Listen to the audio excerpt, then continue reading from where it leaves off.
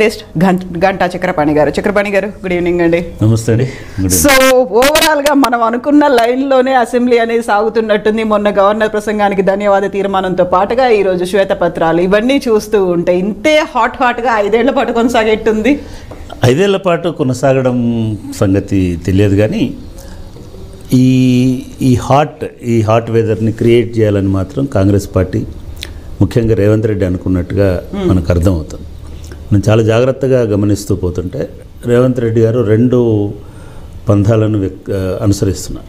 ఒకటి తన పరిపాలన మీద పట్టు సాధించుకోవడం, రెండవది దాన్ని ఇప్పుడు మన అధికారుల బదిలీలనండి, పోస్టింగ్లనండి, పోలీసుల ట్రాన్స్ఫర్లనండి, వీటిలలో తను పూర్తి స్వేచ్ఛతో చేసుకుంటూ పోతున్నాడు. రెండవది తన ప్రణాళికను అమలు చేయడం, కాంగ్రెస్ ప్రామిసెస్ని అమలు చేయడం. ఏ మాట కామాట మనం చాలామంది గమనిస్తున్నది ఏమిటి అని అంటే ఆర్థికవేత్తలతో సహా తలకు మించిన భారాన్ని రేవంత్ రెడ్డి ఎత్తుకున్నాడు. ఆయన కెపాసిటీకి మించినటువంటి భారాన్ని అధిష్టాన వర్గం అనండి లేదా మిగతా వాళ్ళు ఎత్తారు. అంటే కర్ణాటకలో ఆ భారాన్ని మోయగలిగే వాళ్ళు ఉన్నారు, ఎందుకంటే కర్ణాటక వేటికి అది తక్కువ భారం, కర్ణాటకలో ఉన్న సంక్షేమం అభివృద్ధికి తక్కువ భారం. కానీ తెలంగాణలో ఆల్రెడీ ఉన్నటువంటి సంక్షేమం అభివృద్ధికి రెట్టింపు భారాన్ని వాళ్ళ 6 గ్యారంటీలనండి, 6 గ్యారంటీలో నిబిడీకృతమైనటువంటి 66 హామీలనండి. 6 గ్యారంటీలు అంటే 6 కాదు, ఒక మహిళలకు సంబంధించిన దానిలోనే 3 ఉన్నాయి, 3, 4, 5 ఇట్లా ఉన్నాయి. ఇవన్నీ కలిపితే 66, 63 వస్తున్నాయి అనేటువంటిది వాళ్ళ BC empowerment plan, youth empowerment plan, women empowerment plan, SC empowerment plan, ఇవన్నీ కలిపితే అసలు భారతదేశంలో ఏ రాష్ట్రం కూడా ఇంత పెద్ద ఎత్తున అభివృద్ధి సంక్షేమం మీద పెట్టేటువంటి అవకాశం లేదు. సో ఇప్పుడు దాన్ని అమలు చేయడం అనేది ఒక చాలా పెద్ద ఛాలెంజ్. ఈ ఛాలెంజ్లో ఇంకా పూర్తి స్థాయి మంత్రివర్గం లేదు. ఇటువంటి దశలో అంతే వేగంగా అంతే దూకుడుగా ముందుకెళ్ళేటువంటి వాతావరణం లేదు. అట్లాంటి వాతావరణం ఉంటే అంతే వేగంగా రైతు బంధు పడేది, ఇప్పటికీ అంతే వేగంగా టింగు అని మెసేజ్లు వచ్చేటి, ఇవేవి అవ్వట్లేదు.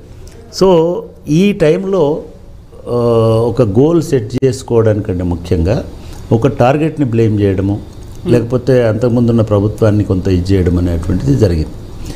దానికోసమే శ్వేతపత్రం అనేటువంటిది ఒక ఇది తీసుకొచ్చినారు. అంటే దీనివల్ల ఏమవుతుంది అని అంటే నిజంగా కూడా ఏమవుతుంది. శ్వేతపత్రం అంటే ఈ సోషల్ మీడియాలో ఉండే, ఈ ఫేస్బుక్లలో, ట్విట్టర్లలో ఉండేవాళ్ళు ఇక జైలుకే ఇంకొకటే ఇవాళ మొత్తం శ్వేతపత్రం చూస్తే దానిలో అసలు గతంలో ఉన్నటువంటి రికార్డులు, బడ్జెట్లు, కాకపోతే వ్యాఖ్యానాలు, కేటాయింపులు ఏది దాయారండి. గవర్నమెంట్లో ఇది దాచేసి అప్పు లేదు అని చెప్పి ముందుకు పోయే అవకాశం లేదు. వీళ్ళు ఇంత పెద్ద ఎత్తున కసరత్తు చేసి ఇంత పెద్ద ఎత్తున త్వరలో శ్వేతపత్రం అంటే వీళ్ళు ఎందుకు భయపడరు కూడా అర్థం కావట్లేదు. బీఆర్ఎస్ పార్టీ కూడా ఓకే రానియండి, శ్వేతపత్రము మంచిదే కదా అని అనాలి అని దానిలో ఉన్నటువంటి కేటాయింపుల్లో వాళ్ళు ఇచ్చినటువంటి వివరణలో లేదా వాళ్ళ విశ్లేషణలో ఏదైనా లోపం ఉంటే ఇది ఇట్లా కాదు ఇట్లా అని చెప్పాలి. ఎందుకంటే ఇది after all they spent all that money on people, ప్రజల మీదనే పెట్టినారు. వాళ్ళేమి కొత్త కార్లు కొనుక్కోవడానికి, బంగ్లాలు కొనుక్కోవడానికి కాదు.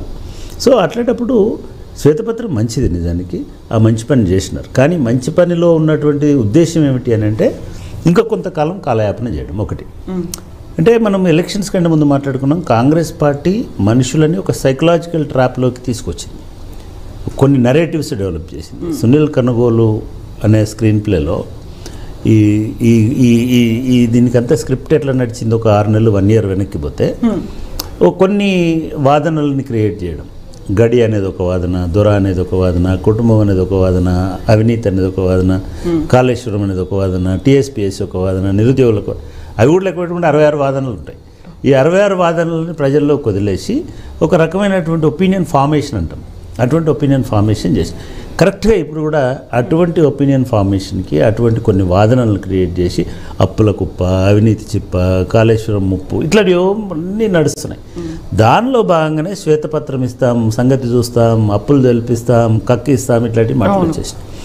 ఇవాళ నేను ఈ శ్వేతపత్రం చూసిన తర్వాత నిజానికి ఇది ఒక ఆర్థిక ప్రణాళికలో గతంలో ఉన్నటువంటి డాక్యుమెంట్లు, లేదా బడ్జెట్లో ఉన్నటువంటి డాక్యుమెంట్లు, లేదా కాగ్ రిపోర్ట్లకు సంబంధించినటువంటి కేవలం ఆ అంకెలు తప్ప దీనిలో ఏం లేదు.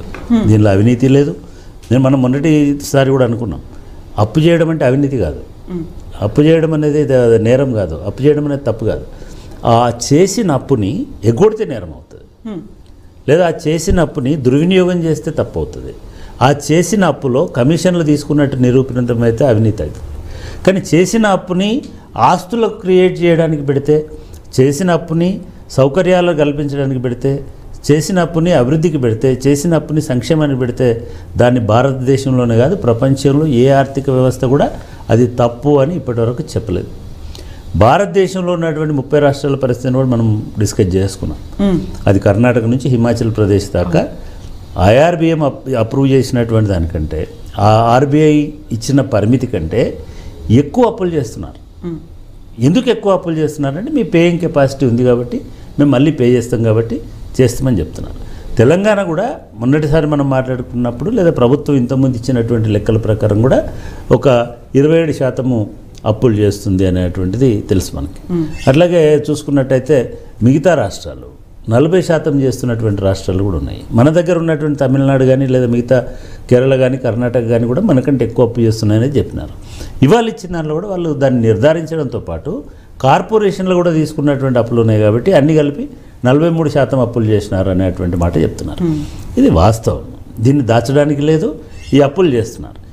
ఈ అప్పులు ఎందుకు చేశారు, ఎక్కడ ఖర్చు పెట్టారు అనేది కూడా చెప్పాల్సి ఉండే లేదు సభా వేదిక మీద వాళ్ళని అడగాల్సి ఉండే బీఆర్ఎస్ని, మీరు ఇంత అప్పు ఎందుకు చేసినారు, ఈ అప్పు ఎక్కడ దుబారా చేసినారు, ఎక్కడ ఖర్చు చేసినారు, మేము ఈ ఖర్చు తగ్గిస్తాం. ఆఫ్టర్ ఆల్ ఇదేమి మనం ముందే అనుకున్నది క్రైమ్ కాదు. ఇది చాలామంది ఆవేశపడిపోయి నరాలు తెంచుకొని ఇది ఒక నేర విచారణ, రేపు అరెస్ట్ అవుతారు, ఇదంతా చాలా ఒక బక్వాస్ నడుస్తూ ఉంది.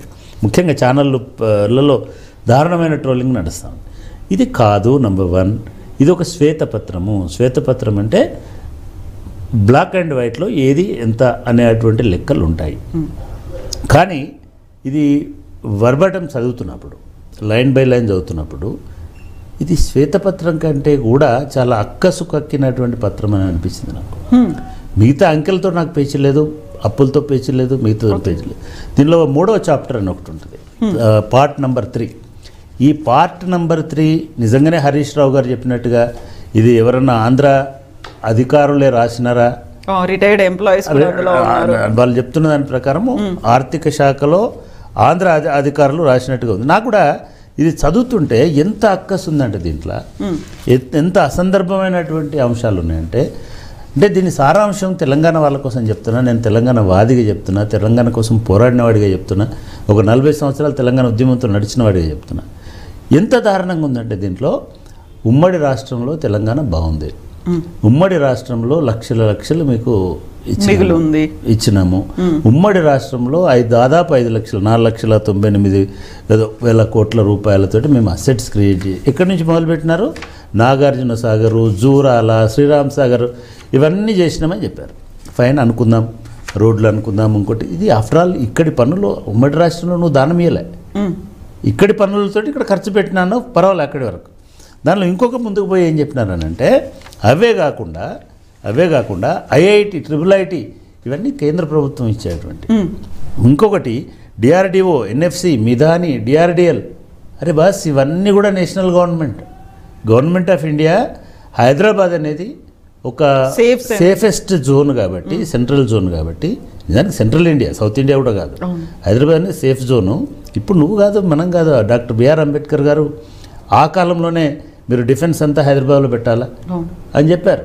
ఎందుకంటే ఇటు చైనా నుంచి, అటు పాకిస్తాన్ నుంచి, లేకపోతే ఇంకో దేశం నుంచి దేనికి కూడా అందనంత మిసైల్కి అందినంత దూరంలో ఉంటుంది కాబట్టి ఇక్కడ పెట్టాలన్నారు.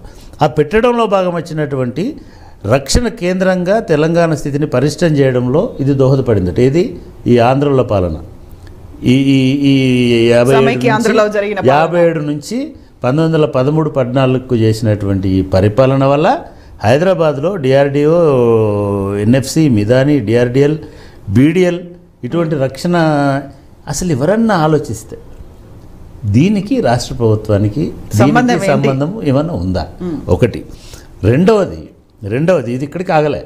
BHEL, CPRI, IDPL ఇటువంటి ఔషధ పరిశ్రమలను కూడా ఆ ప్రభుత్వం స్థాపించిందట. ఉమ్మడి ఆంధ్రలో, హైదరాబాద్లో కావాలని వీళ్ళ పెట్టుబడులు పెట్టి స్థాపించిందట. ఇవి కూడా వదిలేయండి, Reddy labs, Bharat Biotech, hetero ఇవన్నీ కూడా అప్పటి ప్రభుత్వమే పెట్టిందట.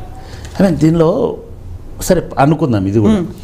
ఇందులో కొన్ని వాక్యాలు ఉన్నాయి నిజంగా తెలంగాణ గుడ్డిగా అరుస్తున్న వాళ్ళు కొంత ఆలోచించాలి. కొన్ని వాక్యాలు ఎట్లున్నాయంటే ఈ మొత్తము తెలంగాణను పరిపాలించిన సరే ఇలా ఇంకా సిసిఎంబి హెచ్సియు సిసిఎంబి అనేది నిజాం జమానా అప్పటిది, హెచ్సియు అనేది ఆంధ్ర వాళ్ళ మోసం వల్ల తెలంగాణకు వచ్చినటువంటి సూత్రాల 6 సూత్రాలలో ఒక సూత్రం కింద వచ్చినటువంటిది. అట్లనే ఇక్రిసాట్, నాము, ఎన్ఐఎన్, సిఫెల్ ఇట్లా ఈ నోటికి ఏది వస్తే దానిలో ఇవన్నీ రాసి ఇవన్నీ మేము త్యాగం చేసి ఇక్కడ మేము అసెట్స్ క్రియేట్ చేసినామన్నారు. దీనిలో ఒక్క పైసా కూడా రాష్ట్ర ప్రభుత్వాలది ఉండదు. ఇది పూర్తిగా నేషనల్ అండ్ ఇంటర్నేషనల్. ఇక్రిసాట్ అనేది మీ నేషన్ తోటే సంబంధం, ఒక పరిశోధనా సంస్థ, అది అమెరికాకు సంబంధించినటువంటి పరిశోధనా సంస్థ. దీనికి వీళ్ళకి సంబంధం లేదు. ఇవన్నీ చెప్పుకుంటే ఏమంటారంటే ఉమ్మడి రాష్ట్రంలో ఉన్నటువంటి ముఖ్యమంత్రులు అందరూ చాలా త్యాగనిరతితోటి ఇక్కడ ఈ ప్రాంతాన్ని అభివృద్ధి చేయడానికి, నేను నిజంగా చెప్తున్నాను రేవంత్ రెడ్డి గారు మీరు చూస్తే కనుక మేము తెలంగాణ ఉద్యమంలో మేము చాలా నివేదికలు తయారు చేసినాం, కానీ ఇంత కుత్సితమైన, ఇంత దుర్మార్గమైన, ఇంత అభాండాలు వేసేటువంటి నివేదిక నేను ఎప్పుడు చూడలేదు. మీ శ్వేతపత్రాన్ని నేను సమర్థిస్తా, కానీ ఇటువంటి కామెంటరీని